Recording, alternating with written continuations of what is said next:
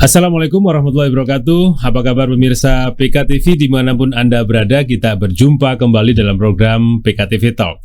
PKTV Talk hadir setiap hari Senin, hari Rabu, dan hari Jumat menemani Anda dengan berbagai macam tema dan topik sekaligus narasumber yang berbeda. Tentunya kita bahas adalah isu-isu tentang sesuatu hal yang memang saat ini sedang dibahas di masyarakat sekitarnya. Nah, pemirsa PKTV, saya sapa dulu Anda yang berada di Samarinda, Anda yang berada di Tenggarong maupun di Kutai Timur. Semoga pada hari ini selalu bahagia bersama keluarga dan bisa menikmati acara-acara yang kita suguhkan di siar di rumah Anda. Nah, pemirsa PKTV, saat ini kita sedang memasuki beberapa tahapan dalam demokrasi di Indonesia ini. 2024 nanti kita sudah akan menghadapi demokrasi yang begitu semuanya masyarakat Indonesia konsentrasi ke sana. Nah, saat ini para penyelenggara sedang berupaya melakukan tahapan demi tahapan, salah satunya yaitu pemutakhiran data. Nah, ini sangat penting pemirsa PKTV, karena apa?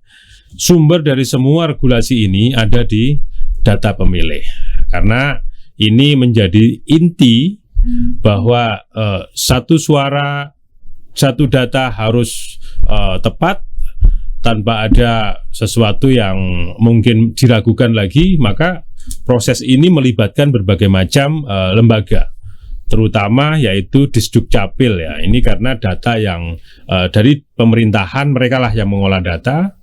Bagaimana data-data itu benar-benar tidak salah ya, atau jangan sampai ada yang tertinggal.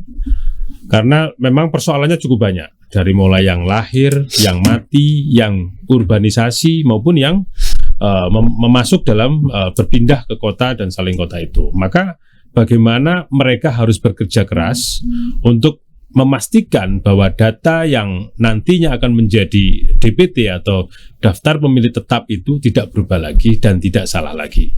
Maka untuk membahas tema tersebut, kita undang ke studio PKTV. Yang pertama saya perkenalkan yaitu Bapak Antoni Lamini.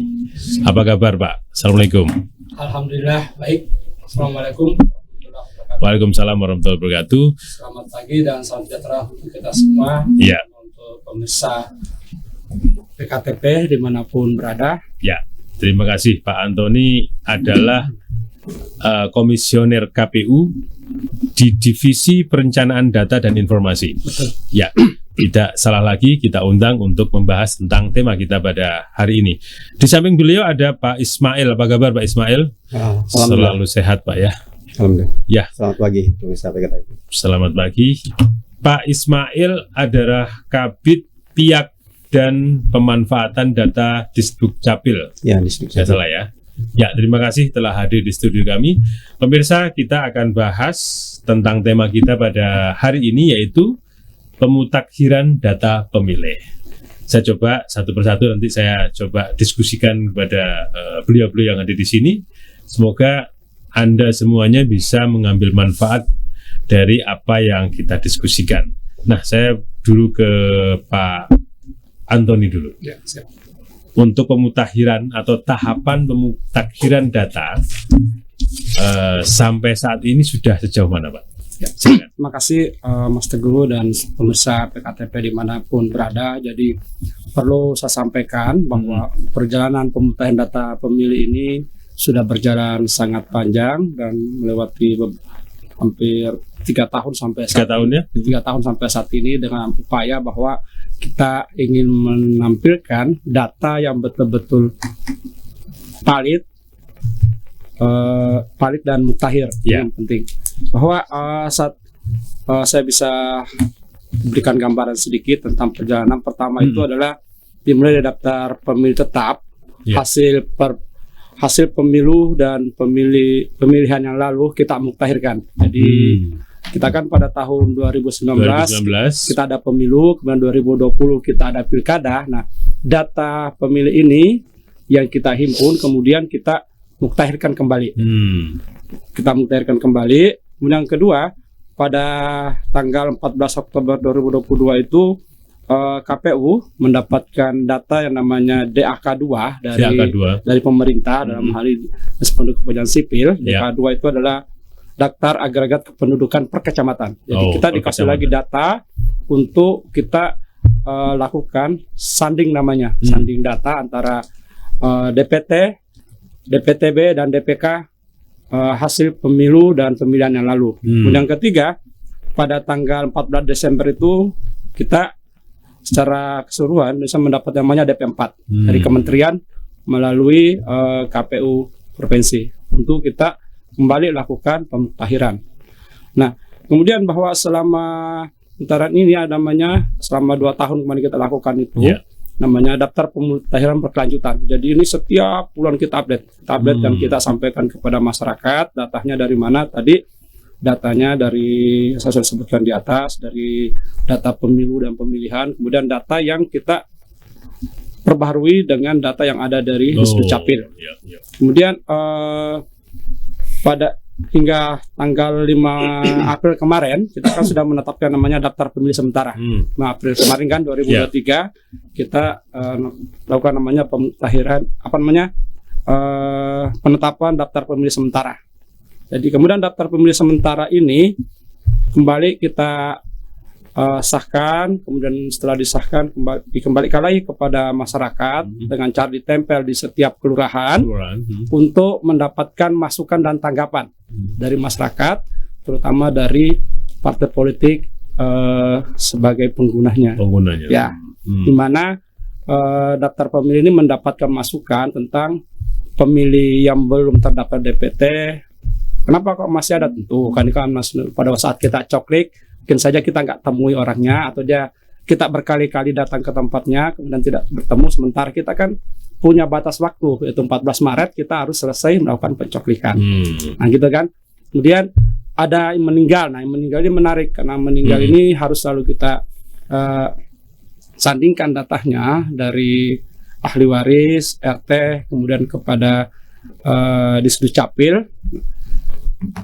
Kemudian nanti pada tanggal ini kembali saat ini sebenarnya Mas Teguh tadi menanyakan bahwa mulai hari ini tanggal 20 Mei ya. 20 Mei ini sampai nanti dengan tanggal 21 kita itu akan melakukan namanya penyusunan DPS daftar pemilih sementara hasil perbaikan. Jadi yang sudah kita tetapkan sebagai DPS HP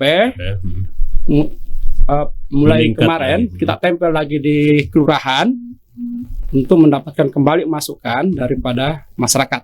Jadi kita selalu menginginkan seperti tadi yang disampaikan Mas Teguh tadi bahwa data ini harus valid dan muktahir. Jadi data ini bisa diuji kebenarannya dan data yang terbaru yang kita tampilkan.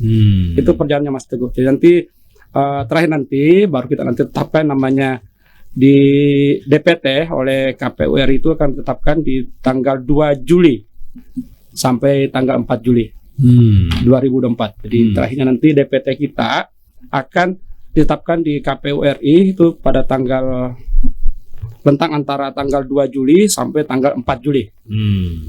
Itu perjalanan data kita Mas Teguh. Jadi nanti yang menetapkan KPU RI Pak ya? KPU RI setelah dimutakhirkan di tingkat PPS di kelurahan, kemudian tingkat PPK di kecamatan, kemudian direkap ulang dan ditetapkan oleh Kabupaten Kota, kemudian direkap ulang lagi di tingkat provinsi.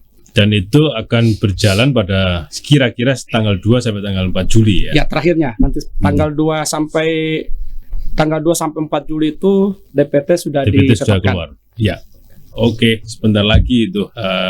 Saat ini prosesnya pada tahapan pemutakhiran data sementara. Ya, data pemutakhiran sementara hasil perbaikan. Ya.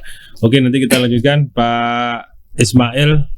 Dikatakan tadi bahwa sumber-sumbernya memang dari Disdukcapil Kota Bontang. Selama ini seperti apa Pak? Kondisi yang ada bahwa apakah ada prosentase perubahannya atau terus apakah dari data-data yang sudah disetor itu merupakan dengan yang tahun-tahun lalu ada perubahan atau seperti apa kondisinya? Silakan Pak. Ya, terima kasih Mas Teguh. Ya. Jadi memang kita dengan KPU kan dalam hal untuk meningkatkan partisipasi dan sukseskan pemilu tahun depan, kita memang kerjasama. Nah, seperti sampaikan oleh beliau tadi bahwa DP4 itu memang tahun lalu sudah dibagikan ya. Kalau jumlahnya agregatnya itu 131.624 orang. Itu nanti yang akan memilih pada saat 14 Februari. Angka itu DP4 131.624. Nah, dari angka itu yang sudah rekaman dari saat dibagikan sampai berjalan waktu hingga sekarang, Mas Teguh, itu sudah rekaman 127.534. Nah, kemudian yang belum rekaman 3.228. Tapi ini kan waktu masih berjalan hingga Desember nanti, masih ada waktu spare. Nah, dari angka 131.000 itu 624, di situ ada pemilih pemula, Mas. Oh, pemilih pemula. Pemilih pemula itu rata-rata yang masuk pemilih pemula ya? Iya, ini yang kita tegar, Mas. Yang kita kejar. Nah, pemilih pemula di DP4 itu 2.933 orang. Lumayan, banyak sekali. Itu sampai pada saat dibagi di DP4. Oh, tahun nanti. lalu. Ya. Tahun lalu kan sudah dibagi tuh. Nah, di situ terdata bahwa pemilih pemula pada saat awal mencoblos di Februari nanti angkanya segitu. Angkanya segitu. Kita tidak tahu mereka ada di mana, ya kan? Itu nanti. Tapi angkanya sudah. Angkanya segitu. Kalau berdasarkan angka, mestinya harus begitu orang mencoblos, ya kan? Yang pemilih. Nah, sisa yang belum rekaman sekarang ini kalau berdasarkan di data kami 1.710 orang pemilih pemula. Itu terhitung dari 2.933 yang ada di DP4. Banyak, ya kan? Nah, kurang gitu. Nah, yang berarti kalau sisa belum rekaman, kan 1.710. Berarti sisanya tuh kalau dikurang 1.223 ya. Nah, sekitar itulah. Nah, jadi strategi kami, Mas, untuk ini bicarakan untuk pemilih ya, Mas ya. Strategi kami kan harus jemput bola nih supaya pemilih pemula ini bisa sampai Desember nanti bisa terekam lah gitu. Jemput bola, kemudian ya sosialisasi juga sampai ke kecamatan tingkat kelurahan, menghimbau gitu, menghimbau supaya mereka yang saat ini berumur 16 tahun agar bisa datang ke kecamatan masing-masing. Berumur 16 tahun saat ini, karena pada saat kira-kira itu berapa kelas SMA, kelas 2-an ya? Kelas 2-an ya? Kelas 2-an. Dari data yang kami sudah lakukan sekarang kan sudah ada 4 sekolah yang kami datangi. Oh, jadi dari dinas ke sekolah? Iya, kita kan koordinasi dengan sekolah-sekolah untuk menghimbau itu supaya mereka bisa menyalurkan hak pilihnya nanti. Maka dari sekarang kita rekam. Walaupun direkam sekarang mereka tidak memegang KTP karena nanti KTP-nya diberikan saat setelah umur 17.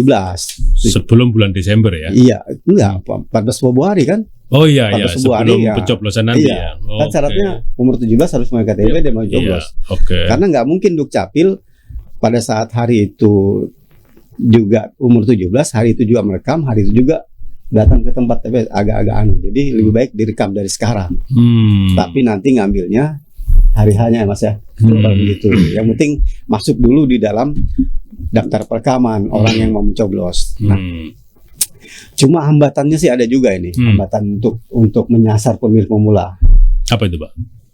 Gini, pertama kan kita nih menyocokkan waktu yang tepat bagaimana bisa kami datang ke sekolah atau ya kesiapan calon untuk melakukan perekaman. Ini terkait. Yang kedua menurut aku pemahaman orang tua dan anak itu tuh kayaknya masih menurut aku masih kurang. Kebanyakan mereka itu menganggap mau rekaman KTP kalau dia butuh umur 17 saat untuk beasiswa. Kan syaratnya kadang-kadang KTP. Jadi kesadaran masyarakat ini yang bisa jadi begitu lah menurut aku. Pemahaman bukan kesadaran. Karena faktor kebutuhan terus kalau mau buat SIM baru mereka mulai. Kalau untuk terkait aku nanti nyoblos apa enggak, kayaknya belum sampai ke situ. Itu. Nah, yang ketiga nih kesulitan juga nih menurut aku, banyak anak pemilih pemula ini yang kami pantau ternyata ada juga yang sekolah di pondok-pondok luar. Nah, mereka tidak tahu kalau ini tidak disampaikan ke orang tuanya atau disampaikan ke dia, apalagi pas musim liburan udah usai, kan nggak Iya. sempat mereka rekaman di Bontang. Nah sebenarnya kalau pesan ini nyampe mumpung di Iya. sini ya, Iya. orang tuanya tuh harusnya bisa menghimbau anak itu untuk perekaman di luar domisili. Tapi Karena alamat sini alamat tetes ini, bisa gitu karena ya. peraturan Dukcapil sekarang, walaupun dia di luar domisili, dia bisa untuk rekam KTP, Asalkan menunjukkan Kartu keluarga. Kartu keluarga. Ah, Karena ada alamat di situ ya. untuk rekaman aja bisa sekarang. Dukcapil Indonesia itu Luar udah biasa. bisa. Nah itu jadi kesulitan tuh ada 3 menurut aku untuk mengejar angka ini. Tapi ya kita tidak pesimis, tetap terus. Saya ulang lagi Pak, Ya. berapa ribu anak yang belum rekaman kira-kira sampai bulan Ya ini Februari nanti? 1223 lah. Oh, Ah, luar sekitar biasa. Lumayan itu. kurang. Mas Pak Ismail dan Iya. Mas Teguh, Iya. itu kan data dari Disdukcapil. Iya. Ya. Kalau kita kan data yang diaktualkan di lapangan nih. Oke. Nah itu ada sedikit Lebih. perbedaan. Jadi Ya. kalau Disdukcapil mengatakan 1223, maka kami di KPU mencatatkan jumlah pemilih potensial non KTPL itu 1299. Oh, Oh. berarti iya. Ya ada sedikit perbedaan dikit. Pertimbangannya apa Pak? Kok lebih banyak?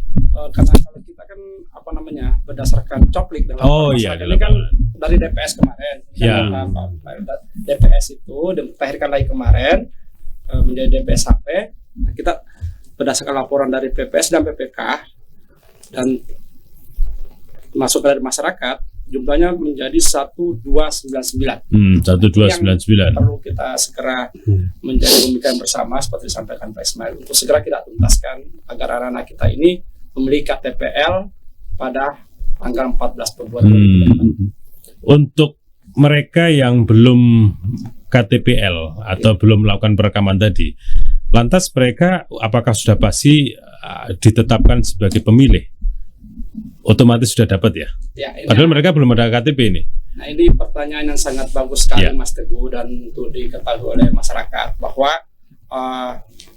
tugas pokok daripada KPU itu adalah mendaftarkan warga negara Indonesia yang sudah Oke. memenuhi syarat Oh, atau nanti yang akan genap berumur 17 tahun pada tanggal 14 Februari 2024 seperti katakan Pak Isman tadi. Sekarang berumur 15, 16 ya sudah kita daftarkan. Jadi kita waktu kita coklik itu kan yang kita jadikan bahan coklik itu adalah kartu keluarga dan KTP-nya. Dan informasi makanya kita ada sejumlah 1299. 1299. Nah, ya, ini kan Pak, ini semua ini sudah masuk dalam daftar pemilih. Oh, Pemasalnya berarti cuma nanti waktu DPT keluar bulan Juli mereka udah masuk.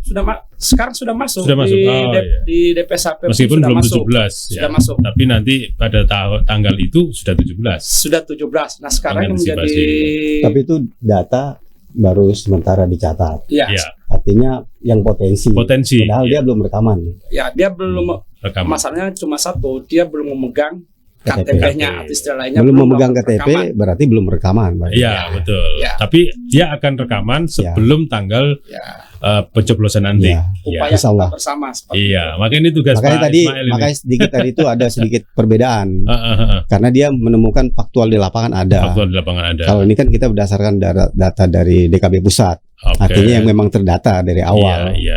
Nah, kalau ternyata di lapangan ditemukan hal begitu, wajar. Mm-mm. Tinggal nanti anak itu kita giring untuk melakukan perekaman. Mm-mm. Ya, biasa itu sering terjadi, artinya jumlah orang yang ada di database sekian, tapi faktain lapangan kita tidak tahu. Iya, Karena- apakah dia sedang pendatang ya? Iya, Terus kita dia tidak tahu, dibuatkan- Kenapa tuh sampai segede itu kok belum rekaman? Pertanyaannya macam-macam lah alasan mereka itu ya. Ya. Ya kan? Untuk melakukan perekaman, apa syarat-syarat yang harus disiapkan oleh pemula ini? Nah, syaratnya kalau dia memang sudah terdaftar di database Dukcapil, cukup membawa kakak, Kakak ya. kakak orang tuanya. Tapi kalau ternyata ada hal yang ditemukan oleh beliau tadi di lapangan, ini orang ini sebenarnya udah dewasa nih, tapi dicek-cek datanya nggak bisa dia menunjukkan. Wah, berarti ini kita masukkan daftar pemilih. Oke, kalau masukkan daftar pemilih, kita cek dulu. Cek dulu apakah dia kita lacak nih benar-benar punya anaknya, kakak. nama, oh ternyata dia ada di tempat lain gimana? Nah, kan kadang-kadang ada begitu tuh, ya Pak. Iya, iya, Ada iya, orang pendatang nggak buat surat pindah, padahal usianya sudah usia pemilih. Ya karena kita sama-sama warga dan juga mau menyukseskan, ya kita fasilitasi. Asalkan dia mau datang ke Dukcapil. Kita nanti Dukcapil sini akan berhubungan dengan Dukcapil asal jika dia tidak mampu pulang untuk mendapatkan surat pindah itu. Gitu. Yang penting orang itu mau datang dan mau kerjasama untuk merekaman. Jadi cukup bawa kakak saja. Kalau yang memang sudah terdaftar Dan ya. Apakah hanya di distrik Dukcapil atau bisa di kecamatan atau di mana gitu? Di Bontang bisa di kecamatan masing-masing. Kecamatan bisa ya? Bisa. Karena alat ada situ. Kemudian bisa di Pasar Rawa Indah di lantai 4. Oh ada, oh ya MPP. Di MPP ya. Ya. Itu sudah siap juga ya? Ya. Jadi pemirsa yang saat ini mungkin anaknya atau pemirsa sendiri yang masih muda dan sudah nanti beranjak umur 17 tahun, maka apabila tidak mempunyai KTP segera melakukan perekaman. Ada beberapa tempat kalau di Bontang bisa melakukan perekaman di kecamatan-kecamatan, di Dukcapil sendiri maupun di Pasar Rawa Indah, yaitu di MPP kalau nggak salah seperti itu. Nah silakan karena ini ada lumayan nih di atas 1.200-an, jadi ini sangat sayang sekali kalau Anda yang masih pemilih pemula tidak memanfaatkan ini gitu ya. Bisa jadi, kalau saya nebak bisa jadi mereka tidak mikir ke situ karena dia mau kuliah di luar gitu ya. Tapi saya bisa menyangkal karena gini, pengalaman dari teman-teman yang kuliah di luar kota, dalam perjalanan pun mereka harus membawa KTP kan gitu ya. Tidak mungkin kartu pelajar dibawa karena sekarang pesawat harus bawa KTP. Seandainya mereka juga sudah terlanjur di sana, dia bisa rekaman. Bisa. Itu salah satu solusi. Itu yang peraturan menarik. terbaru Dukcapil. Orang bisa rekaman di luar domisili. Jadi bisa rekaman di luar domisili dengan tetap menunjukkan itu ya, kakak ya, kakak kartu keluarga. Kalau dia umpamanya di pondok atau di pesantren, dia tidak memiliki kakak. Asalkan ada pihak keluarga yang datang ke kami akan berikan kakak dalam bentuk PDF. PDF kirim lewat WA ke yang bersangkutan. Iya, sangat mudah sekarang ini pakai WA di sana. Bisa ditunjukkan di print. Datanglah ke Dukcapil sana, gitu aja. Dan itu bisa diterbitkan di sana. Bisa. Dengan ini kan KTP ini nasional ya, alamat. Cuma kalau untuk KTP kan tidak bisa diterbitkan saat itu. Oh iya. Kita kan hanya supaya dia terekam dulu supaya hari nanti bisa dicetak di sini. Gitu. Ya, oke. Kalau dia nggak mau pulang ya cetak sana juga bisa. Oh bisa ya. Tapi nanti dia memilih beberapa aja kan kalau dia ada cara lain nanti kalau milih ya cocok sudah. Ya Pak, kembali ke Pak Antoni Lamini. Jadi kalau sudah disampaikan secara global tadi, sekarang per kecamatan Pak, saat ini berapa jumlah pemilih kalau dihitung per kecamatan? Baik Mas Teguh, ini sekaligus menyampaikan kepada masyarakat bahwa sampai saat ini KPU Kota Bontang sudah melakukan penetapan namanya daftar pemilih sementara hasil perbaikan yang sudah kita plenokan kemarin dan juga sudah ditetapkan di tingkat provinsi. Nah, untuk di Bontang Utara yang tersebar di 6 kelurahan, 242 TPS, jumlah pemilih aktif kita itu ada sebanyak 59.987. Saya ulangi, jadi di pemilih aktif kita yang di Bontang Utara sebanyak 59.987 dengan utara ini ya? Ya di utara. Perubahan kemarin dari DPS ke DPS HP kita ada penambahan 47 pemilih baru di utara. Penambahan ya Pak? Ya. Pasti penambahan ya? Ya penambahan 47 pemilih baru. Kemudian kita ada pengurangan pemilih di Bontang Utara sebanyak 436, itu pemilih yang tidak memenuhi syarat. Pemilih tidak memenuhi syarat. Kemudian yang menjadi PR kita bersama tadi yang sudah kita bahas, pemilih potensial non KTPL sebanyak 390. Jadi nanti di sana kita catatkan ada anak-anak kita atau orang-orang yang sudah genap berumur 17 tahun tapi belum memiliki 390. Oh, itu potensi ini ya. Non KTPL tadi disampaikan yang nanti akan direkam. Ya, kemudian di Bontang Selatan yang tersebar di 6 kelurahan, 204 TPS. Jumlah pemilih aktif kita ada sebanyak 50.084. Dengan dari 204 TPS ya? Iya, 204 TPS. Jumlah pemilih baru kita sebanyak 23 orang. Kemudian yang tidak memenuhi syarat di Bontang Selatan, artinya kita keluarkan dari daftar pemilih sementara perbaikan sebanyak 388 orang. Kemudian ini yang di Bontang Selatan nih menjadi perhatian kita bersama nanti Pak Ismail, karena jumlah pemilih kita di sana yang tidak ber-KTP L sebanyak 855 orang. Paling banyak memang di Paling selatan. banyak ya? Iya. Mungkin tadi tingkat kesadaran masyarakat kita. Dan jumlah anak yang genap berumur 17 tahun juga tentu banyak juga. Penyebabnya kan gitu. Dan sebanyak 855 orang. Kemudian kita ke Kecamatan Bontang Barat, itu yang tersebar di 3 kelurahan di 86 TPS. Jumlah pemilih aktif kita sebanyak 21.687. Dengan jumlah pemilih baru tambahan hanya 8. Yang agak kecil penambahan di sana ya. Karena kemungkinan ini data kependudukan sudah baik pada saat kita coklik juga baik, dan juga memang jumlah penduduknya juga sedikit ya. Kemudian yang tidak memenuhi syarat itu artinya yang sudah dikeluarkan dari daftar pemilih sementara itu 190. Alasannya kurang lebih sama ya? Iya. Kemudian untuk non KTP-nya 54. Nah, tadi kalau totalnya secara keseluruhan Mas Teguh bisa disampaikan ke pemirsa. Jadi total TPS kita di Kota Bontang itu ada sebanyak 532 TPS. Kemudian jumlah pemilih aktif kita sebanyak 131.758 orang. Dengan jumlah pemilih baru 78. Iya, jumlah pemilih baru kita. Kemudian jumlah pemilih yang tidak memenuhi syarat dari daftar pemilih sementara itu 1.014 orang. Oh, 1.014 orang. Ya. Tadi kalau total yang tidak masing-masing kecamatan segitu ya? Segitu ya. Ya, ini yang agak menarik ini daftar yang tercoret tadi Pak. Ya. Itu kira-kira karena apa itu Pak? Ya, baik, pemirsa PKTP dapat kami sampaikan bahwa di daftar pemilih kita, daftar pemilih sementara kita yang selalu kita perbaharui dan kita mutakhirkan itu, kita ingin mendapatkan daftar pemilih yang bersih, valid dan mutakhir, maka kategori pertama orang yang meninggal dunia atau kode 1 kita keluarkan. Kemudian yang kode 2 ganda. Nah, ini ganda ini yang paling banyak juga nih Mas Teguh. Masih ada itu ya? Ya, ganda ini justru banyak Mas Teguh. Jadi ganda ini ada yang ganda di lintas provinsi Kalimantan Timur maupun di kota. Ya, 10 kabupaten kota yang ada di Kalimantan Timur. Kemudian ganda dengan lintas provinsi seluruh Indonesia, dan juga ganda dengan luar negeri. Oh, ada ya? Ya. Nanti agak menarik nanti ini kita sampai seperti siapa si Ayu itu.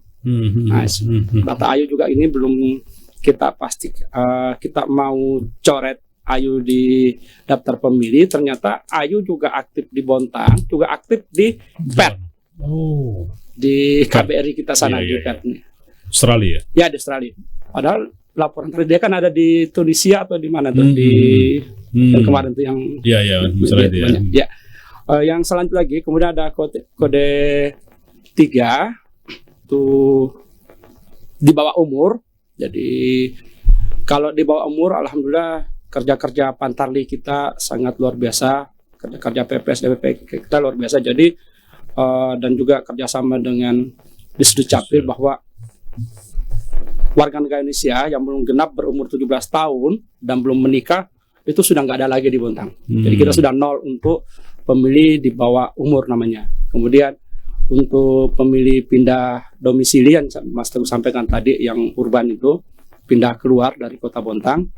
Kemudian TNI Polri itu komponen-komponen yang menyebabkan adanya data tidak memenuhi syarat di Kota Bontang sebanyak 114 orang. Jadi sudah kita bersihkan ya. Harapan kita untuk nanti TMS ini sudah 0 nanti. Tidak ada lagi pemilih-pemilih yang tidak memenuhi syarat yang ada di dalam DPT kita. Karena ini adalah pintu masuk biasanya buat kawan-kawan untuk melakukan sanggahan, melakukan protes. Tapi kalau kami di KPU khususnya di Divisi Perencanaan Data dan Informasi sangat justru menunggu tanggapan dan masukan dari masyarakat ini. Hingga sampai datanya benar-benar ini ya. Ya, tapi harus by data. Ya gitu Mas. Harus jelas ya. Harus jelas. Ya, makasih Pak Anton ini. Saya coba ke Pak Mail dulu Pak. Ya. Atau pemilih yang tidak memenuhi syarat tadi. Ini kan jumlahnya lumayan ya setelah data yang awal-awal sudah di coklit gitu ya, terus akhirnya menemukan sekitar 1.000 lebih yang tadi sebenarnya sudah disampaikan. Kenapa demikian? Apakah hal itu bisa dibenarkan oleh pihak di Dukcapil ya, bahwa seperti penduduk ganda ya, ganda alamat, terus meninggal tapi mungkin masih tercantum gitu ya. Iya. Terus di bawah umur, saya curiga ini kalau di bawah umur bisa jadi pada saat daftar mereka dinaikkan ini nomornya, bisa jadi gitu ya. Dan yang paling penting ada pindah domisili, mungkin tidak lapor seperti apa. Nah kira-kira potensi alasan apa yang bisa kita sampaikan bisa terjadi demikian, Pak? Silakan. Iya, kalau dari pandangan kami di Dukcapil sih memang seperti apa yang disampaikan beliau tadi itu memang ada hal semacam itu tuh potensi memang harus kita bersihkan ya Mas ya. Iya, iya. Jadi kita sih sebenarnya Dukcapil ini kan akan memperbaharui data itu jika berdasarkan ada laporan peristiwa. Itu intinya Dukcapil. Laporan atau mungkin mereka sendiri yang ingin mencari. Jadi selama tidak ada pelaporan terhadap peristiwa kependudukan yang terjadi, data itu tidak akan bisa terverifikasi. Terjadilah hal-hal yang tidak diinginkan tadi, seperti umpamanya ada daftar pemilih yang katanya waktu hasil verifikasi orang ini udah meninggal, tapi kok masih ada namanya. Iya. Walaupun secara faktual dicoret waktu mendata ke lapangan, coret meninggal. Nah, pada saat hari mungkin itu bisa, tapi nanti takutnya pilkada yang berikutnya nanti muncul lagi nama itu karena tidak ada laporan. Harusnya kalau ada meninggal, pemilih yang meninggal, pihak keluarga melaporkan. Ya, mengisi formulir, pelapor, ada saksi. Nah, itu baru resmi bisa dicoret karena memang mekanisme pencoretan nama di database Dukcapil seperti itulah. Harus ada pelaporan. Begitupun kalau ada peristiwa lain. Nah, seperti umpamanya ada perubahan status TNI Polri. Ya. Nah, kalau dia tidak melaporkan kalau bahwa dia sudah pensiun, ya pasti nggak akan akan berubah itu. Kalau sudah pensiun bisa masuk harusnya bisa memilih ya kan? Nah, tapi kalau nggak ada laporan, kita cuma butuh bukti surat pensiunnya mana. Perbarui kakaknya. Masuklah, artinya ada penambahan pemilih nanti. Kemudian, tapi versi DPT ya, bukan versi kalau jumlah penduduk kan tetap dia masuk di dalam jumlah penduduk Bontang kan? Iya. Hanya pada alasan memilih maka mereka akan dapat. Kita kan bicara masalah pemilih. Pemilih kan berbeda dengan jumlah penduduk Bontang. Kalau pemilih dia berdasarkan DP4 yang dibagi oleh Kemendagri itu. Betul. Nggak akan bergoyang angka itu. Paling ada meninggal, ada nambah gitu-gitu aja. Nah, kalau berubah status ya lampirkan perubahan status itu surat pensiun, bawa kakak lama kita update. Kemudian kalau pemilih ternyata keluar daerah, nah kalau dia pergi aja langsung ke Jawa atau kemana, fakta di lapangan dia udah nggak ada tapi ada senat. Terjadilah bahwa namanya ada di situ juga, tapi orangnya nggak ada sini. Maunya kalau mau berkurang pemilih itu ya dia harus tertib juga. Melaporkan Dukcapil, terbit surat pindah. Nah, karena kerjasama kami dengan KPU ini kan begitu, melaporkan setiap ada peristiwa pemilih yang mati, melaporkan setiap ada pemilih yang datang, melaporkan setiap ada pemilih yang keluar. Itu kita harus begitu dengan KPU. Atau kami dapat info dari KPU terkait ada yang pemilih potensial ya, tapi belum rekaman. Nah, begitulah kami saling mengisi. Kan, gitu kan. Nah, jadi ada yang pindah pun dia sebenarnya harusnya lapor supaya data pemilih itu berkurang. Dan saya yakin kalau karena Bontang ini daerah pekerja ya, keluar masuk itu pasti akan sering dan wajar kalau terjadi demikian ya. Benar. Jadi sarannya ke masyarakat seperti apa, Pak? Saran kami ke masyarakat supaya masyarakat itu tertib administrasi kependudukan lah. Selalu melaporkan peristiwa kependudukan yang dialaminya. Jadi jangan menganggap remeh. Itu kalau menganggap remeh nanti akan timbul persoalan di kemudian harinya. Masalah. Itu aja.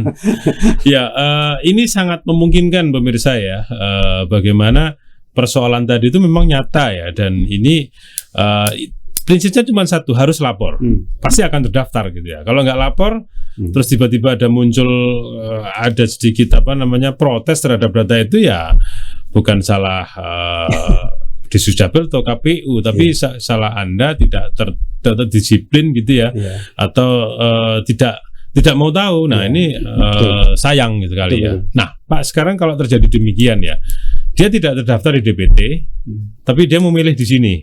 Nah, itu seperti apa, Pak? Ya. Jadi bagi masyarakat sebenarnya, karena ini kan seperti disampaikan di awal tadi, perjalanan di daftar pemilih ini sangat panjang, dan tugas KPU itu adalah melayani sebagai tagline-nya. Bagi masyarakat pun pada saat nanti DPT sudah ditetapkan, namun namanya belum masuk dalam DPT, tetap memiliki hak untuk memilih. Namanya DPK, Mas. Oh, DPK? Ya, nanti namanya daftar pemilih khusus. Oh iya. Nah, daftar pemilih khusus ini cuma harus ada batasannya. Pertama batasannya bahwa mereka hanya dapat memilih pada alamat yang tertera, namanya tertera di KTP, namanya Ali, berdomisili di Kelurahan Api-Api RT 70. RT 70 banyak gitu kan. RT 70 adanya di TPS sekian. TPS 5 umpamanya. Nah, dia hanya boleh memilih TPS 5. Dia harus ke tempat itu ya. Tempat itu untuk melaporkan diri dulu, dicatatkan oleh petugas KPPS kita. Yang kedua, dia harus bersabar menunggu gilirannya itu 1 jam sebelum TPS ditutup. Itu jam di akhir-akhir ya, jam 12 sampai jam 13.00. Itu yang kedua. Yang ketiga, dia juga harus bersabar bahwa apakah masih ada sisa kertas suara yang bisa dipergunakan. Nah, karena ini disampaikan ke pemirsa PKTP bahwa alokasi 2,5% kertas suara itu tidaklah diperuntukkan untuk pemilih DPK. Karena yang pertama kali diperuntukkan itu adalah bagi pemilih yang mendapatkan kertas suara yang rusak. Karena ini kan biasa saja kertas suara ini kan sudah masuk, dimasukkan di kotak, kemudian rusak, ya kan? Ditukar. Untuk tapi itu kan berkurang satu kan. Kemudian ada yang salah coblos, namanya dia pingin partai Bawis, ternyata yang dicoblos duluan partai Kerapu. Dia boleh minta. Boleh berubah. Boleh diganti. Itu haknya pemilihan DPT dulu. Yang ketiga, nah baru bagi mereka pemilih DPK. Jadi mereka bersabar. Tapi kita sudah tentu sebagai penyelenggara sudah memasang jaring pengaman bahwa KPPS kita akan lihat. Perhatikan terus jumlah pemilihan datang dengan ketersediaan kertas suara yang ada. Jika pada mendekati jam 12 atau jam 13 kertas suara di TPS berapa tadi? TPS 5 sudah menipis. KPPS dan kewenangannya ada bisa memindahkan pemilih ini ke TPS terdekat. Bisa memindahkan? Ya, karena kan kondisinya. Ini kondisi dulu. Kondisi kan. Tapi bukan yang khusus tadi ya? Ya, daftar pemilih khusus tadi itu. Jadi, banyak kan di sini kertas suara tinggal 10. Sementara yang antri 12. Berarti kan kita kurang 2 tuh. Boleh TPS 5 koordinasi dengan TPS 6 dan TPS 7. Apakah masih ada kertas suara tersedia di sana? Kalau masih ada tersedia, maka dimintakan ke pengawas TPS dan saksi untuk menemani pindah ke sana. Jadi bukan kertasnya yang pindah ke sini, orangnya yang ke sana ya? Pindah. Orangnya yang pindah. Bahwa dia memang kita harus layani. Ya kan resikonya, ya tentu kan karena tidak terdaftar ya harus ada risiko, harus ditanggung. Tapi kita tetap harus bisa melayani sampai tingkat semaksimalnya. Artinya kalau orang di luar kota Bontang milih di Bontang dengan alamat di luar gitu nggak bisa ya? Kalau itu boleh saja, kalau itu boleh, tapi namanya dia harus mendaftar lebih awal kalau yang gitu Mas, DPTB namanya, daftar pemilih tambahan. Dia harus mendaftar lebih awal, karena kan DPTB itu pada intinya pemilih yang sudah terdaftar pada TPS tertentu. TPS tertentu. Ya, tentu. Jadi, atau TPS khusus. Bukan, TPS tertentu, nanti TPS khusus kita ngomong. TPS tertentu, dimbanya orang Samarinda nih sudah terdaftar di TPS-nya di Samarinda. Tapi karena dia harus ada tugas negara atau tugas yang mendesak ke Bontang, dia boleh memilih ke Bontang. Tapi sebelumnya kan melapor dulu ke PPS, PPK atau KPU bahwa dia pada tanggal 14 Februari akan berada di Bontang. Dia lapor duluan ya, dari awal ya. Namanya membawa A pindah memilih. Jadi kan harus ada surat yang dibawa dari KPU Samarinda melaporkan ke KPU Kota Bontang. Namanya A pindah memilih. Pindah. Kalau ini hanya berlaku untuk pemilu saja, kalau pilkada nggak bisa ya. Kalau pilkada orang Samarinda kan nggak bisa nyoblos di sini. Ya, nggak bisa. Ya, pemilu boleh. Kalau ada ini Nggak bisa. November lah. November. Ya, Pak, sangat menarik. Saya coba ke Pak Ismail, bagaimana akhirnya kerjasama ya, karena ini kan KPU sendiri saya yakin tidak mudah ya mengenai pendataan pemilih, meskipun beliau punya tingkatan paling bawah ya yang tadi Pantarlih tadi ya, meskipun mestinya sangat intens sekali harus komunikasi dengan Disdukcapil. Sejauh ini seperti apa Pak komunikasi dengan KPU maupun di bawahnya? Ya, sejauh ini kita dengan KPU, karena kami juga diinstruksikan oleh Kementerian Dalam Negeri Dirjen Dukcapil dan ini untuk membantu mempermudah urusan KPU. Ada himbauan ya? Ada himbauan memang. Jadi terkait dengan pemutahiran data tentunya. Nah, jadi memang kami kan pertama setiap ada perubahan data setiap bulan kita selalu melaporkan setiap bulan pemilih tadi terkait pemilih. Nah sekarang ini yang kita lagi fokuskan ini agak sedikit rumit dan memakan kerjaan buat staf terkait dengan pemilih yang ada di lapas. Penghuni lapas ini kan penghuni lapas ini kalau dia ditahan di Bontang, dia kan punya hak pilih juga nih. Tapi faktanya di lapangan sana tuh tidak semua orang tuh tangkap lengkap dengan datanya. Banyak kayaknya kalau menurut saya, analisa saya, orang tuh kalau ditangkap nggak membawa data apa-apa. Nah sehingga muncullah data dari sana tuh yang kami terima dari lapas maupun dari KPU, ada nama tidak lengkap, sehingga kami harus mencari. Nah itu pun nanti akan ketemu ternyata penghuni lapas ini ada sebagian bukan orang Bontang, bisa jadi dari warga Kutim atau warga Berau yang disimpan di situ. Jadi kan memakan kerjaan, tapi tidak apa-apa karena kita memang saling kerjasama untuk mensukseskan. Jadi saat ini yang pemilu yang lumayan ya agak menguras tenaga itu wilayah sana ya, karena memang juga ya namanya lapas mungkin masyarakatnya kan lumayan banyak ya, hampir lebih dari 100 Pak ya. Penghuni ribuan ya. Ribuan ya. Nanti dijelaskan berapa. Tapi yang jelas kami selain memverifikasi peristiwa yang dialami oleh penduduk, oleh pemilih itu, kita juga sedang fokus ke pemilih pemula dan pemilih lapas itu. Tapi lebih banyak sekarang ke pemilih pemula ya, karena potensi sangat tinggi sekali tadi ya. Dan tadi yang upaya yang dilakukan saat ini selain ke sekolah-sekolah juga mungkin banyak informasikan ke media sosial, mungkin ya. Media sosial, kecamatan kelurahan gitu ya. Menyampaikan himbauan. Yang jelas mereka bisa datang ke kecamatan, bisa ke Disdukcapil maupun ke MPP ya. Itu sangat memudahkan sekali, dan himbauan itu juga sudah bisa masuk ke sekolah-sekolah ya. Iya. Sudah sekolah-sekolah ya, karena memang mereka juga harus tahu dan harus disiplin untuk melakukan perekaman itu. Sekarang kami kan tinggal menunggu kesiapan sekolah-sekolah, waktu kapan tepat untuk sosialisasi perekaman. Perekaman. Kita kan tapi perekamannya tidak di sekolah ya? Sebagian ada di sekolah. Bisa di sekolah juga. Bisa sekolah. Kami minta waktu dengan pas sekolahnya. Ini kesempatan para siswa dan untuk ini pelayanan yang cukup luar biasa ya. Mereka harus, masalahnya ini memang wajib sebenarnya. Tapi ada beberapa yang tadi dikatakan baik mereka masyarakat yang meremehkan ya. Ini sayang sekali, padahal ini sangat penting. Nah ini Pak Anton Lamini, saya lempar ini persoalan yang di lapas ini kan lumayan banyak ini ya. Tidak hanya KPU, saya kira caleg pun juga mengincar di sana ini. Bisa potensi 1 kursi di sana ini kalau memang maksimal nih. Cuma datanya harus dilengkapi. Nah ini mungkinkah ada terjadi salah data mungkin karena mereka kan dari luar itu ya.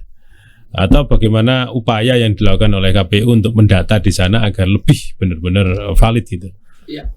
Baik, pemirsa PKTP dan Mas Teguh, Ya. ini pertanyaan sangat bagus dan sering sekali ditanyakan oleh masyarakat. Namun kesempatan yang sangat bagus ini kembali sampaikan bahwa untuk saat ini di lapas kita, di lapas kelas 2 Bontang yang ada di Bontang Lestari Bontang itu warga binaan pemasyarakatan yang sudah tercatat dan masuk ke daftar pemilih itu sebanyak 1.216. 1.216. Dari data awal itu sebanyak 1.586. Lumayan 300 kurang ya. Ya, nah 300 ini, nah 300 ini nanti 300 inilah yang saat ini yang seperti disampaikan Pak Ismail tadi dari Dinas Pendidikan Sipil yang akan kita lengkapi elemen datanya, yang harus kita layani untuk mendapatkan kelengkapan elemen datanya. Karena syarat utama untuk dapat menjadi pemilih dan masuk daftar pemilih itu adalah jika elemen datanya lengkap. Minimal harus ada NKK dan NIK-nya. Jadi kalau sudah NKK dan NIK-nya, berarti dia sudah bisa kita daftarkan sebagai pemilih karena alamatnya ada di lapas. Jadi saat ini sesuai dengan PKP 7 tahun 2022 yang diperbarui oleh PKP 7 tahun 2023 di pasar 187 itu ini adalah pemilu yang sangat baik karena sudah diatur regulasinya sudah sangat jelas, sangat jelas regulasinya mengatur untuk kita melayani namanya pemilih di lokasi khusus, salah satunya itu di lapas. Nah, ini menarik tadi yang saya sampaikan Mas Teguh. Jadi supaya masyarakat juga nanti jangan salah kaprah dengan jumlah 1.216 tadi yang sudah terdaftar dalam daftar pemilih sementara kita yang sudah kita perbaharui ke daftar pemilih sementara hasil perbaikan. Saya bisa sebutkan untuk warga Bontang sendiri itu ada sebanyak 405 orang. 405 orang, 375 laki-laki dan 30 perempuan. Kemudian untuk kabupaten kota di luar kota Bontang. Di luar kota Bontangnya kayak Mahulu, Kubar, Kutim, Samarinda, Balikpapan, kemudian PPU, Pasir, itu sebanyak 1.130 orang. Nah, dari 1.130 orang ini yang paling banyak itu adalah dari Kutai Timur sebanyak 887 orang. 800? Ya, karena kan nggak punya lapas mereka, jadi semua tahanannya dia dimasukkan di lapas Kota Bontang. 800-an ya? Ya, 800-an. Nah, kemudian untuk non Kaltim, artinya dari luar Kaltim, dari seluruh Indonesia itu ada 51 orang. Lumayan banyak juga. Ya, 51 orang. Jadi ini supaya nanti sekaligus saja Mas Teguh ya. Jadi tentang berapa kertas suara yang harus diterima, tentu yang pemilih di lapas sebanyak yang saat ini sudah terdaftar 1.216 orang, yang mendapat 5 kertas suara itu hanyalah mereka yang memiliki KTPL Bontang Selatan. Kan dapilnya ada di sana, kan kita kan bicara dapil nih. Jadi hanya mereka lah yang mendapatkan 5 kertas suara. Jadi pertanyaan masyarakat kemarin, bagaimana masyarakat Bontang dari Kecamatan Bontang Utara dan Kecamatan Bontang Barat? Tentu dia hanya mendapatkan 4 kertas suara. Dia tidak, apa yang hilang yaitu DPRD Kota Bontang. Ya. Jadi di KPU tidak memfasilitasi yang daerah utara untuk ke lapas atau barat selatan ke yang utara ke lapas, enggak juga seperti itu? Tidak. Jadi maksudnya begini ya, kita kan melayani mereka kan sesuai dapil Mas. Kita kan pemilihan untuk DPRD tingkat 2 itu kan ada dapil Bontang Selatan, dapil Bontang Utara, dapil Bontang Barat. Jadi secara otomatis mereka yang megang KTP Bontang Utara dan Bontang Selatan kan bukan dapilnya. Berarti dia hanya mendapatkan 4 kertas suara. Apa itu? DPRD provinsi, ya kan? DPD, kemudian DPR RI dan Presiden dan Wakil Presiden. Jadi hanya mendapatkan 4 kertas suara. Jadi hak mereka yang kota hilang? Ya, mereka yang kota. Dan KPU tidak memfasilitasi ke sana ya? Tidak, regulasinya seperti itu. Oh, jadi dapil ya seperti kita juga, umpamanya Mas Teguh pada hari ini sampai saat ini masih memegang KTP Bontang Utara umpamanya.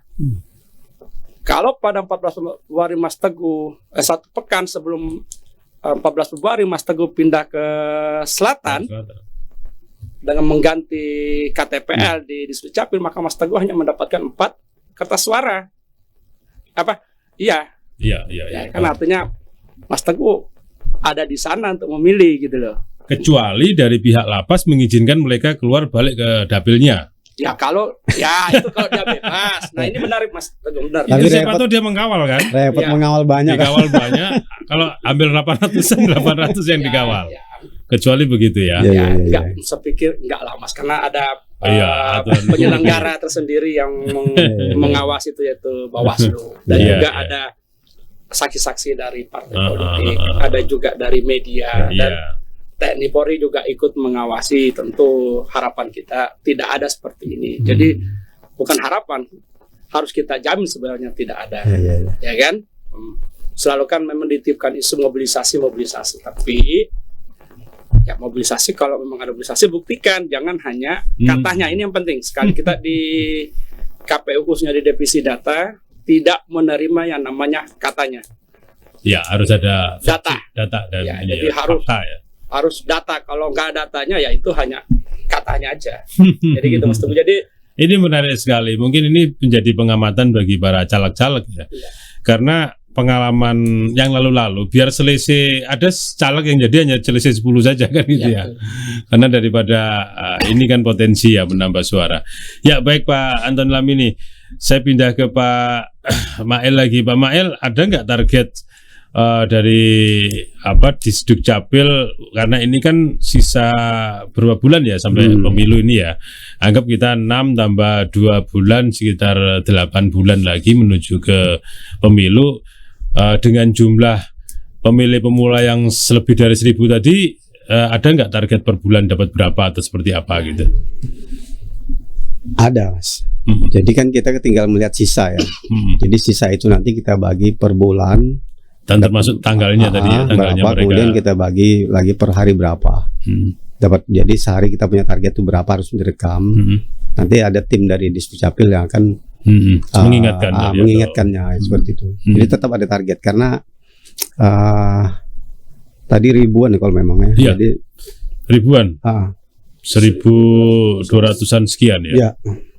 Karena kan ini tidak hanya tugas dari sekolah, tapi juga RT dan kecamatan setempat Nah, ya. kami jadi selain Karena itu biasanya sekolah kita kan, ini urusannya ke lain gitu ya. kita bukan untuk Dukcapil kan gencar juga untuk melakukan sosialisasi karena ini kan ada anggaran kegiatan juga kan Oh, untuk kita iya. ke lapangan. Jadi di situ kita sisipkan untuk karena saking pentingnya ini. daerah-daerah pesisir. Ya. Jadi selain pelayanan admin di lapangan, situ juga kami menyampaikan pesan untuk yang terkait dengan itu tadi. Ya, Pak tadi kan dikatakan yang paling tinggi selatan ya. Ya. Karena jumlahnya sangat signifikan tadi di antara Ya, itu yang tadi penduduk ya. yang belum tadi. 800-an itu. Ada nggak faktornya kira-kira karena apa? Karena selatannya tinggi sekali nih. Sebarannya di daerah kelurahan mana yang terkait? Nah, itu nanti bisa kita lacak ya. Kita lihat aja dulu. Karena Kita harus melihat setelah itu ketemu, maka faktornya akan ketemu ya. Iya.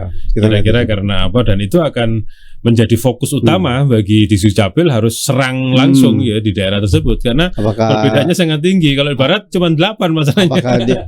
Apakah dia terkumpul di daerah pesisir yang jauh, terus alasan karena jauh nggak mau datang ke kota? Kalau Kita kesadaran sih mungkin kita seharusnya lihat dulu. lebih sadar ya, meskipun hanya sekian persen ya, karena kebutuhan apapun tetap butuh itu gitu ya. Iya.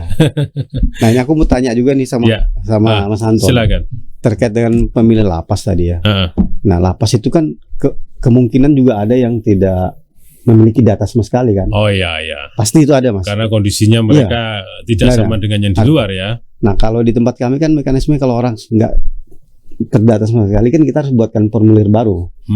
F100. Dan itu bisa ya dibuatkan Pak? Bisa. Cuma tadi pertanyaanku berarti karena dia ditahan di lapas sana di daerah Bontang Lestari dalam jangka tahun yang lama, berarti RT di situ yang harus memberikan surat keterangan. Oh bisa begitu. Ya. Karena dia cukup lama, bisa sampai 10 tahun gitu ya. Dia dianggap domisili di situ. Jadi berarti nanti pada saat kami masukkan database perekaman, berarti dia alamat Bontang Lestari. Dimasukkan di alamat situ Pak ya. apakah kira-kira ketua RT Menjadi solusi. bersedia nggak itu? Karena syarat di tempat Iya. kami, Mas, Heeh. untuk memasukkan punya- seseorang ini masuk ke dalam database harus ada pengantar dari RT, pernyataan dari RT itu. Kalau RT di awal belum tentu Iya. diakui kan, kadang-kadang Ah. ada sudah diakui Iya. di daerahnya. Ini kan persoalannya dia akan menetap Ini lama di persoalan situ. yang sangat Supaya dia bisa harus, mendapatkan hak pilih di situ, berarti dia harus melengkapi tadi itu. Gimana? Terima kasih Pak Ismail, Mas Teguh, karena ini berbicara data. Ya, Kembali ya. saya sampaikan angkanya. Iya. Jadi kita memang ini untuk melayani warga negara Indonesia untuk menyalurkan hak pilihnya di lapas. Kita itu mendata ada 75 orang yang sampai saat ini belum bisa kita masukkan ke dalam daftar pemilih. Kenapa? Karena dia nggak mempunyai elemen data berupa NKK dan NIK. Oh, 79 75 orang. 75 orang. Ya, 75 orang ini kalau kita breakdown itu 9 orang yang mengaku orang Bontang. Ya Nah, itu yang maksudnya. 9 orang Bontang ini yang Iya. hanya nanti- pengakuan saja dia bilang. Ya, Makanya itu harus cek ke capil 9 dulu. orang mengaku dari Bontang, apakah memang dia domisili di Bontang atau dia hanya Pendatang. TKP-nya di TKP. Bontang, tapi dia Oh, TKP. terdaftar sebagai orang Bontang. Kemudian 64 itu dari luar kota. Jadi 64 orang dari 10 kabupaten kota yang ada.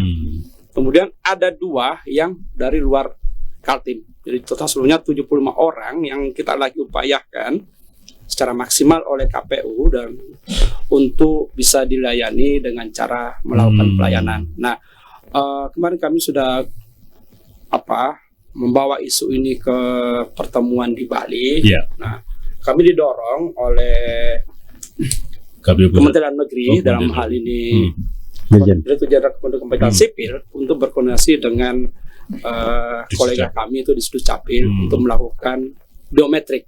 Oh, Hmm. iya. Solusi Karena ini dengan ya. biometrik bisa ya dilihat ya. Karena kalau Dilihat. dengan alat yang diberikan oleh Kemendagri. akses yang diberikan oleh Kementerian Negeri Nggak ketemu. namanya cek NIK, Iya. kan diberi akses itu. Ya. Salah satunya lembaga yang diberi Ya. akses untuk melihat data Oh, pribadinya boleh. orang itu adalah KPU. KPU. Dan itu pun kok di KPU itu hanya terbatas, jadi hanya saya sebagai kepala divisi, kemudian kasubag saya dan operator. Jadi hanya ada 3 orang. Ini barang nyaman-nyaman enak ini Mas Teguh, bisa mengantar saya ke penjara dan bisa juga untuk ibadah kalau saya salah gunakan Iya. data orang. Jadi ini seperti Pak Ismail Iya. bisa kita mungkin segera lakukan pertemuan segitiga antara Disduk Capil, Lapas dan KPU untuk melakukan perekaman orang. Nah, 75. jadi pertanyaan saya kemarin di Bali, Apakah 75 ini atau 64 sama 2 itu juga kita cek? ini Mas 9 ditambah 64 tambah 2 jumlahnya 75. Berarti 75 ini kita cek ulang dulu. Iya, kita cek ulang nanti. Nah, ini juga menarik seperti disampaikan di Bali bahwa sebenarnya orang ini bisa difasilitasi karena dianggap sebagai anak hilang dalam tanda petik. Harus dipastikan Fasilitasi di tempat. RT Iya, terdekatnya. RT setempat. Jadi kita ada RT 14 ya di sana ya. Nah, itu Dekat lapas. RT 7 dan RT 14. Ya, jadi nanti polanya mungkin setelah kita cek biometrik, Iya. ternyata betul orang ini setelah Tidak dicari punya. kemana-mana, Tidak nggak ada. ada. Oh, Dicari nggak di mau Jawa, gitu ya. Sulawesi, berarti dia harus masuk penduduk Bontang. Nah, tadi yang gue bilang Karena dia di pertanyaanku, situ ya. kalau dia masuk penduduk Bontang, mau kita paksakan itu ikuti mekanisme kami, isi formulir. Iya. Nah, salah satu ada Pengantar F1, pengantar RT setempat. RT. Nah, itu tadi RT di sana karena dia domisilinya lama nanti di penjara situ. Iya, Dia bisa lebih 5 tahun. harus sampai 10 tahun. harus kooperatif juga Jelas, untuk mendukung ini. Iya. Maksud tujuan ini. Kalaupun Supaya dia bisa nanti direkam pindah, orang ya ini, urusan iya. nanti ya. Betul. Karena kita cari kemana-mana orang ini nggak ada. Ketemu. Angka segini. Iya, Nah, lumayan. siap. Nah, baik. Kita Iya. Dukcapil nanti kalau ada pertemuan segitiga kita menunggu saja Harus menunjukkan secepatnya juga kapan mau diadakan pertemuan ini terkait Iya. untuk memberesi data. Tapi paling enggak solusinya sudah ada bayangan. Ada ya. bayangan. Nah, seperti itu. Ya. Ya, baik Pak Antoni, Pak Ismail, mungkin karena sudah di penghujung acara kita, Ya. saya ingin ada himbauan deh terkait tema kita, terus Pak Ismail, Pak Anton Lamini terhadap masyarakat agar sejapnya mereka kooperatif dan mungkin mereka Mungkin Pak Ismail, Pak Antoni tambah lagi, kira-kira apa yang harus mereka lakukan untuk mengetahui data bahwa dia sudah masuk, itu aja. Terima kasih. Silakan Pak Ismail dulu. Iya. Baik pemirsa PKTP dimanapun semuanya berada ya. Ya. Dalam kesempatan ini kami menghimbau, Distrik Capil menghimbau agar teman-teman atau bapak-bapak, ibu-ibu yang memiliki anak yang saat ini berumur 16 tahun segera untuk melakukan perekaman KTP di Disduk Capil atau kecamatan masing-masing atau di mall pelayanan publik. Karena ini adalah kesempatan emas buat anak-anak ibu sekali untuk menjadi pemilih pemula. Kesempatannya untuk menyalurkan hak pilihnya, karena suara itu sangat berarti untuk menentukan nasib bangsa kita ini. Saya pikir itu, Mas. Ya, terima kasih Pak Ismail. Pak Antoni silakan. Ya, terima kasih.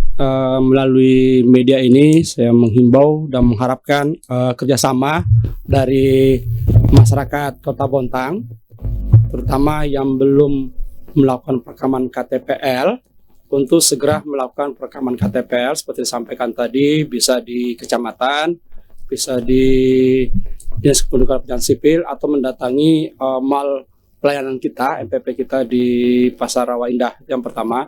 Yang kedua, kepada semua masyarakat dan seluruh stakeholder yang ada untuk mengecek apakah dirinya pribadi, dirinya dulu, yang penting dirinya dulu, keluarga, teman dan sahabatnya sudah terdaftar di dalam daftar pemilih,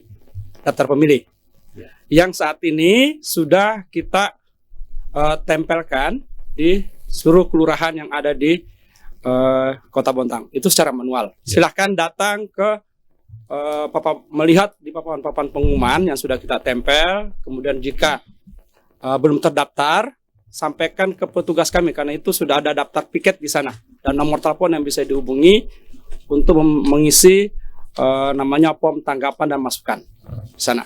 Nah, kemudian bagi pemirsa atau warga negara Indonesia yang ada di Bontang yang saat ini sibuk, itu tidak perlu meninggalkan tempatnya, cukup dengan menggunakan HP-nya.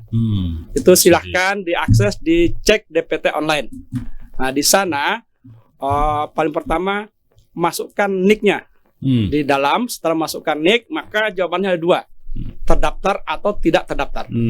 Nah, kalau pemainnya terdaftar, berarti aman. Berarti Anda sudah bisa menyalurkan hak pilihnya di sana, sudah tertera di kelurahan mana, TPS nomor berapa dia pada saat hari H nanti untuk melakukan pencoblosan. Nah, kalau tidak terdaftar gimana? Ada dua caranya. Silahkan mengisi form yang ada di sana. Atau kalau mau lebih cepat, itu datang ke kantor, datang ke kelurahan. Dalam ini PPS, PPK atau ke KPU Kota Bontang untuk melaporkan bahwa mereka belum terdaftar sebagai daftar pemilih. Nah, ini yang sangat kita harapkan untuk menjamin hak pilih masyarakat, karena satu, hak suara itu sangat menentukan masa depan kita bersama. Nah, yang paling penting ini juga menjadi perhatian kita bersama untuk ahli waris yang keluarganya sudah meninggal dunia, untuk kooperatif untuk melaporkan ke RT, lurah, atau ke Disduk Capil untuk membuat akta kematiannya. Karena ada permasalahannya. Selama dia ahli waris tidak mengurus akta kematiannya, maka akan ada tetap di DPT. Karena kita tidak punya kewenangan untuk mencoret si fulan yang sudah meninggal dunia tanpa dibuktikan oleh data. Nah, akte kematian ya. Akte kematian. Nah, ini jadi permasalahan juga nanti, Mas.